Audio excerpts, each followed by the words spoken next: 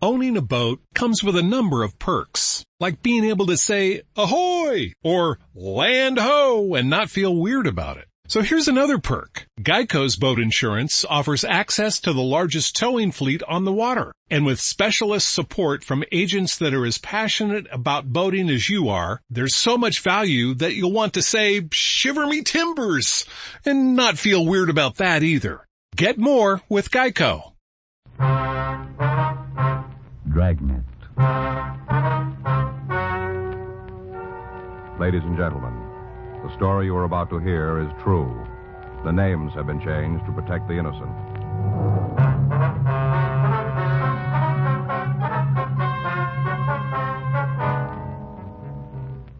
You're a detective sergeant. You're assigned to Bunko Fugitive Detail. A pawnbroker tells you he suspects a swindle. He isn't sure. Your job?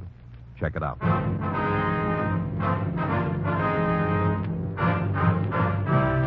Dragnet, the documented drama of an actual crime.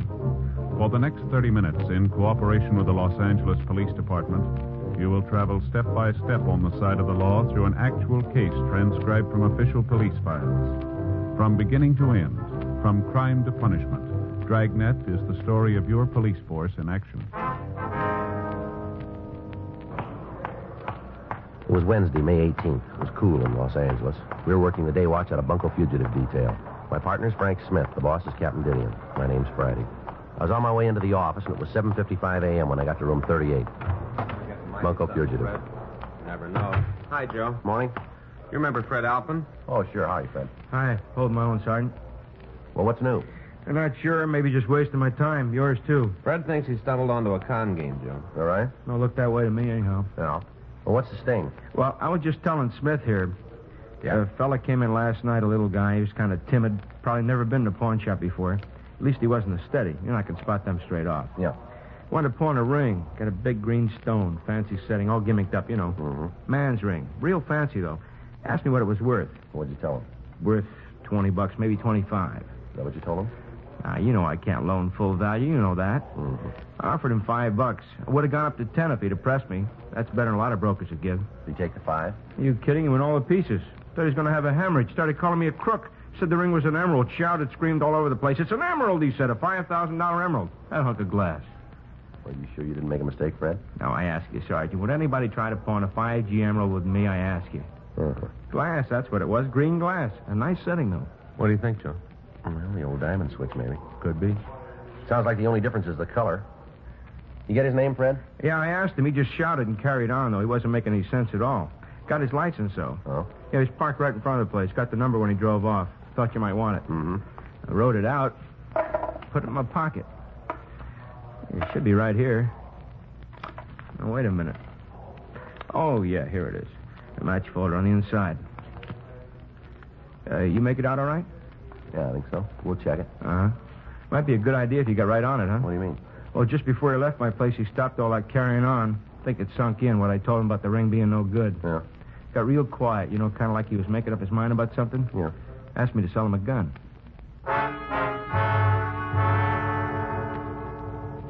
Fred Alpin gave us a description of the man who had tried to pawn the ring. We called our branch of DMV and asked them to check the license number. They came up with the information that the automobile bearing that license was registered in the name of Garfield Hunt at 221 North Selma Avenue, Hollywood. 9:03 a.m. Frank and I drove out to talk to him. Boy, it sure is a clear day. Look at those hills, Joe. Well, I read in the paper you could see for 40 miles. Yeah, I bet. Morning. Who are you? What do you want? Is Mr. Hunt here? No. No, he's not here. Well, he lives here, doesn't he? Who are you? Oh, I'm sorry, ma'am. We're police officers. Police? That's right. This is my partner, Frank Smith. My name's Friday. Where is he? What's happened to him? Mind if we come inside? Be a little easier to talk. Oh, yes, of course. Oh, I forgot. Sofa's still made up. Slept down here last night, so I'd be near the phone. I thought he might call. Thought somebody'd call. Your husband didn't come home. Never happened before. Not in 37 years. Yes, ma'am. Just let me fold up that blanket so you Here, can I'll sit give you a down. hand, man. Oh, thank you. You got any idea where your husband might have gone, Miss Hunt? No. No idea at all. What time did he leave? 9:35. Looked at the clock as he went out the door. Couldn't believe it. Not like Gar to go out that late. Usually in bed by 10. Yes, ma'am. Promised me he'd only be gone an hour. Promised me he'd be back by 10:30 for sure. I see. Never heard a word from him after that, not a word. What do you suppose happened to him? We're sorry we don't know, Miss Hunt. Well, you must have some notion. Sorry, we don't. You said you wanted to talk to him. Just a few questions, routine. What about? Well, we'd rather talk to him. You notify the police that he's missing? No, I didn't know what to do. Figured you'd get in touch with me when you found him. Guess I wasn't thinking very good. Never happened before. Yes, ma'am. Are there any friends he might be staying with, relatives? We don't know anybody else in Los Angeles. I see. Just moved out here last winter from Kansas. Children are grown up, settled.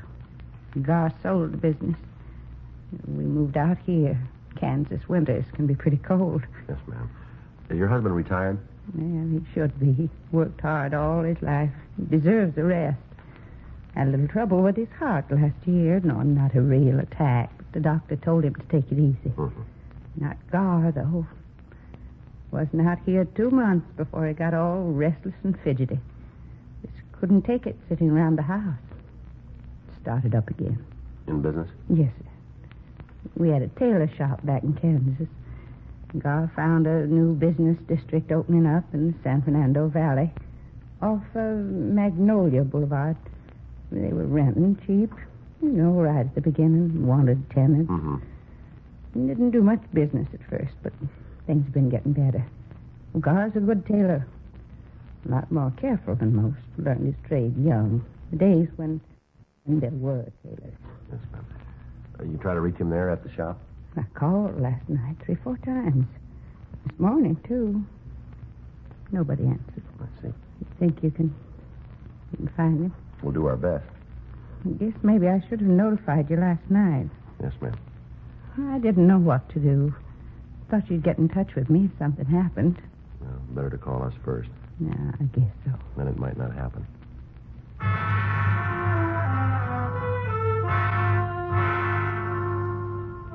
Mrs. Hunt gave us a description of her husband. We advised her to make a formal report at the Valley Division. A local and an APB were sent out. 3:15 p.m. Patrol car unit 9L78 reported Hunt had been found sitting in his car. The car was parked on Mulholland Drive. Hunt had readily identified himself. We asked the officers to bring him in for questioning. Hi, Joe. Frank. Pete? Hi, Pete. Here he is. Thanks for spotting him for us. Sure, anytime. Want to sit down, Hunt? Go ahead, sit down. What do you want with me? Just like to talk to you, that's all. This is Frank Smith. My name's Friday.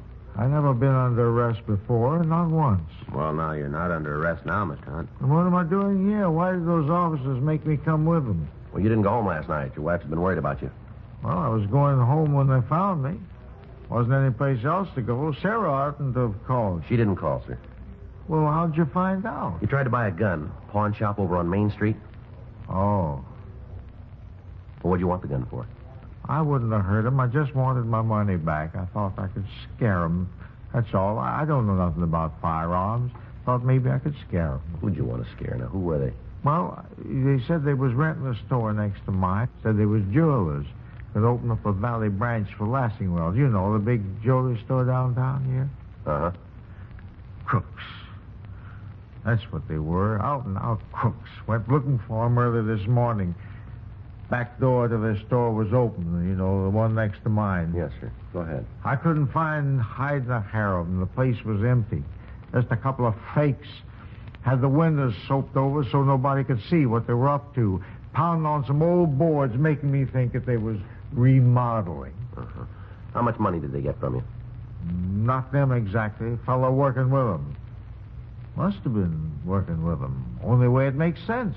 Well, now, suppose you tell us about it, will you? And he come into my shop the day before yesterday, along about 1 o'clock in the afternoon. Called himself Norman Christ. He said he was from Greeley. Really? That's a town in Colorado where my brother lives. Mm-hmm. Said he knew my brother Ed back there. What do you want with you? Well, he claimed that Ed asked him to look me up, see how I was doing. Probably didn't know Ed at all. They must have told him, them jeweler fellas. Uh-huh. I got to thinking back. Remembered I mentioned having a brother in Colorado one day when we was having lunch. Told him the town, too. Really. What happened then? Did he sell you the ring? Oh, you know about that, too. Well, you tried to pawn it, didn't you? No, sir, not really. I just wanted to find out how much it was worth so that I could tell Sarah, I was going to surprise her. Figured that I'd give him another day before I tried to sell it. Well, how'd you happen to buy it? Oh, I wasn't buying it outright. I was just loaning him on it. Mm-hmm.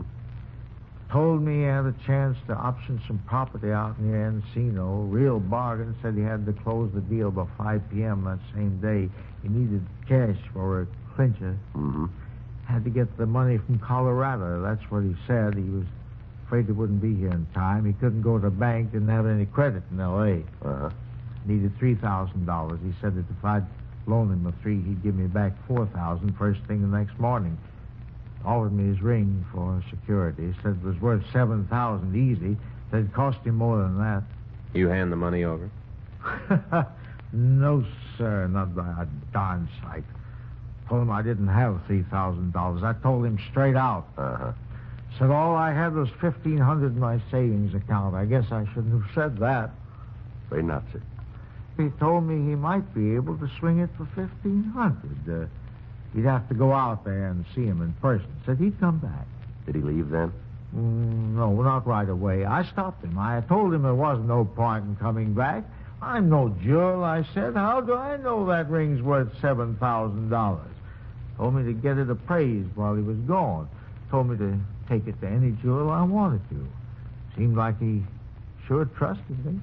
Even a valuable ring like that kind of sold me on him. Mm-hmm.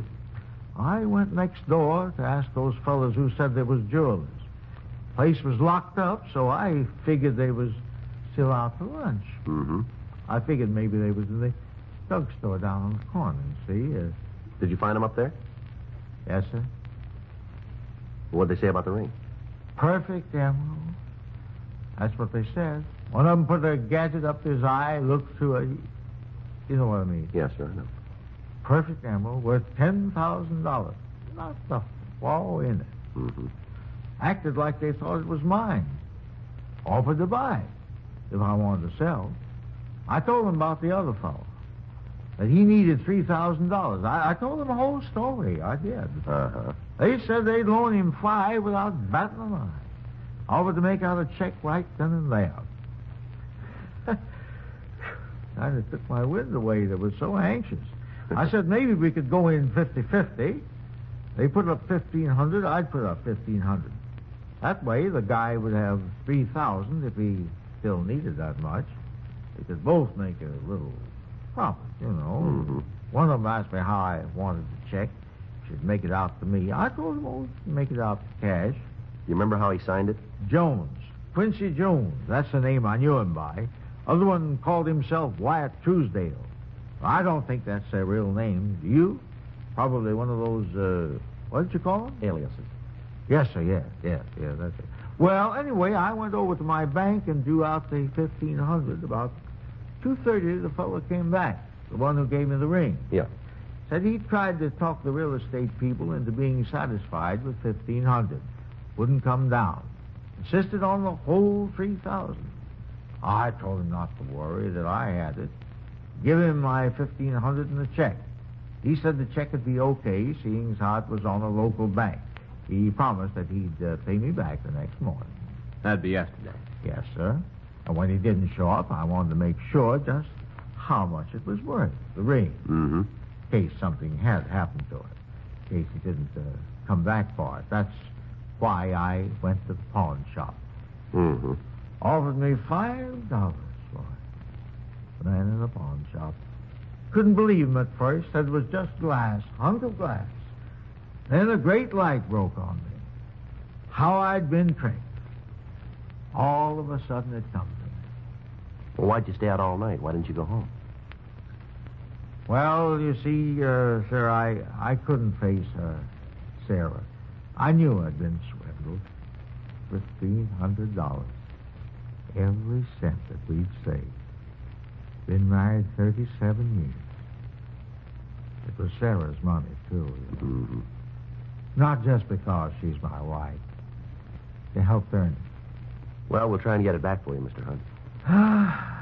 I've watched the show for 37 years, is it?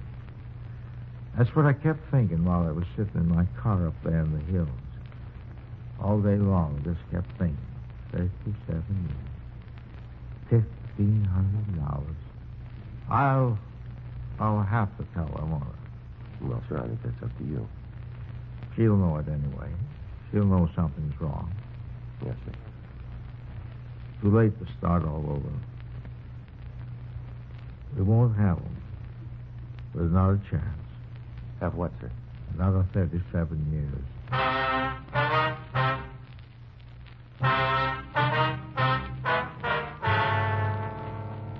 We continued to interview the victim, Garfield Hunt, and he gave us descriptions of the three suspects. The stats office came up with 24 possibles.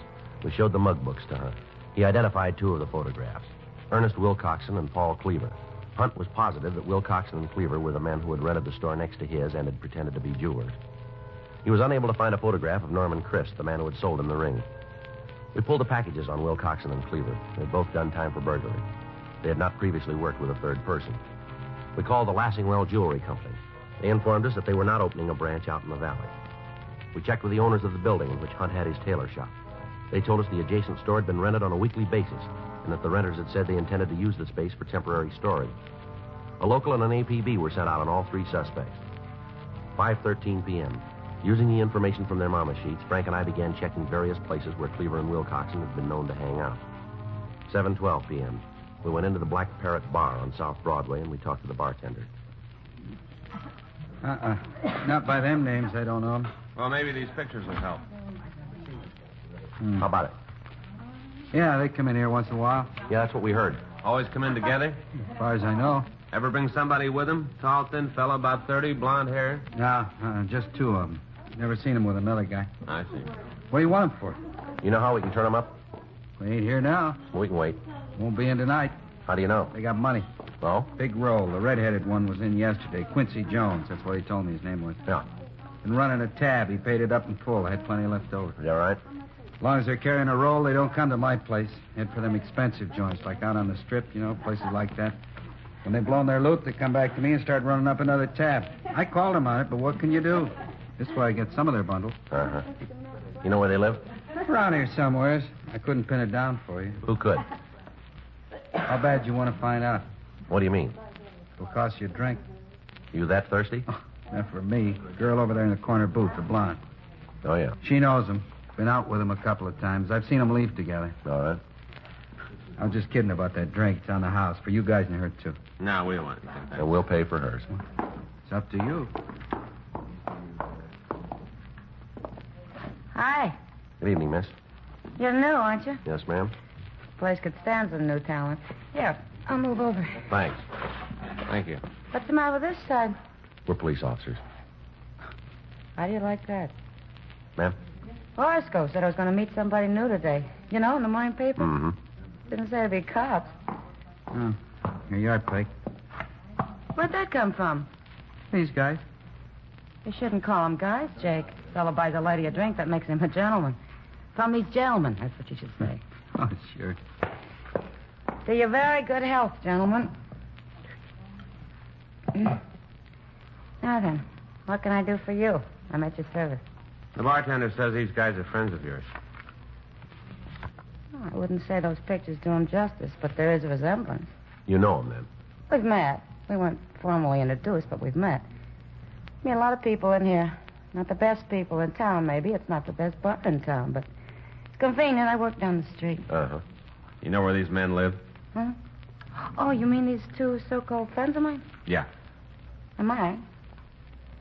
Well, Did you ever hear of the North Cross Arms Hotel? yeah. Well, I haven't been there with them, of course. I'm not sure that's their residence, but Quincy was carrying a hotel key, and one night it fell out of his pocket. I think that was the name on the tag, North Cross Arms. All right.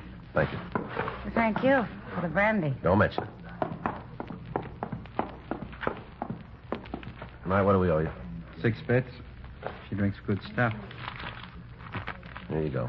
Keep the change. Looks like I got one decent break. That's so? Them paying their tab today before you pick them up. No, they didn't pay it. Huh? Who did? A man named Hunt.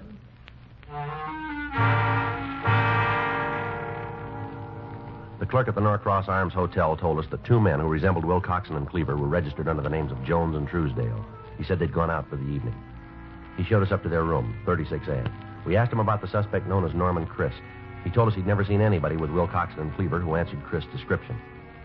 2:48 a.m. Will Coxon and Cleaver returned to their room. We took them into custody and drove them down to the city hall for questioning. How many times you want to hear Until it? we get the truth. Does Hunt say he gave us any money? He never gave us a cent, did he, Ernie? No, we even paid his lunch tab a couple of times. That's right. Always managed to out-fumble us. Owes us a couple of lunches. He paid him back. What? $1,500 buys a lot of lunches. What 15? You got your share. You've been spending all over town. Hunt say he gave it to us? You still had over $600 when we picked you up. Now, where'd it come from? Hollywood Park. Picked 3 long shots yesterday. You want the names of the horses? Where's Christ? Told you before, never heard of him. Who is he? The guy you worked the game with. Never heard of him. You want to take this rap yourself? What rap? Why'd you rent that store out in the valley? Store? We showed him your mug shots, the man you rented it from. He made you. You want it in person? How about it? Guess they got us there, Ernie. Yeah. We were going to open up a bookie joint. Is that right? Yeah, we changed our minds, looked the situation over, decided it might get a little warm out in the valley, and cleared out. Bookie joint, huh? That's right. Not a jewelry store. What are you talking about? Us? Jewelers? Ernie and me? That's what you told Hunt. Nothing of the kind. Laid it on the line. Told him we were bookies. Just between us, he was kind of pleased about it. Likes to play the horses himself. Liked the idea of being able to lay a bet so convenient. You're a liar. Now, look. Say, maybe that's what happened to his money. Maybe he lost it on a nag. Come on, let's try it again. Now, why'd you rent the store? You're going to get the same answers. Same questions, same answers. It's a waste of time. We got plenty. 72 hours. That's all you got. You can hold us on suspicion for 72, then you can turn us loose unless you prove something. We'll prove it. How? We didn't take any money from Hunt. Nobody says we did, even him. If he was a mark for this, what's his name, Chris? That's right. How do you wrap us into the package? Hunt never saw us with him. Nobody saw us with We'll him. find somebody. 72 hours, and you got to turn us loose. That's the law. Is that right? We know the law. Why'd you break it?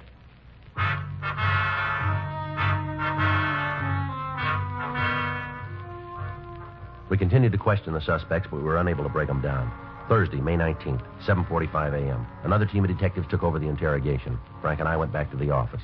You think they'll cop out, Joe? I don't know. It doesn't look like it, does it? No, not unless we turn up Christ. Did you call your wife? Yeah, sure bawled me out. Kept dinner waiting till after 10. You're lucky. Well, maybe. Wonder if I'll get home tonight. I got it. Bunko fugitive, Friday. Yeah, that's right. Sounds like him. How long ago? Uh-huh. Yeah. Christ? Fits the description. Smashed up a car on the Hollywood freeway. Georgia Street recognized him from our teletype. You able to talk? Died 10 minutes after they brought him in.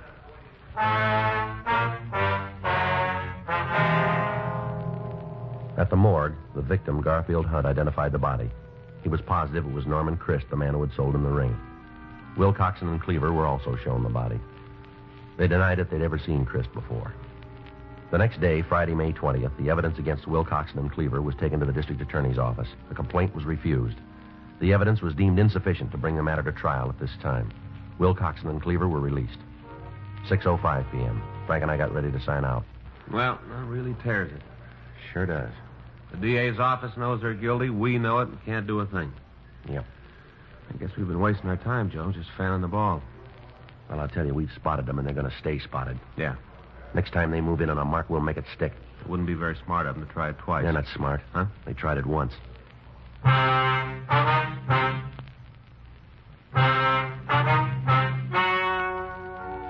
The story you have just heard is true. The names were changed to protect the innocent. 2 months later, on July 12th, Will Coxon and Cleaver were apprehended for a similar crime. They were charged with 1-count grand theft. On November 6th, trial was held in Department 98, Superior Court, State of California, in and for the County of Los Angeles.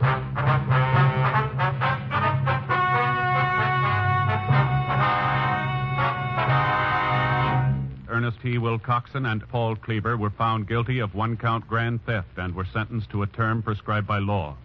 Grand theft is punishable by imprisonment in the county jail for a period of not less than 1 year, or for a period of from 1 to 10 years in the state penitentiary.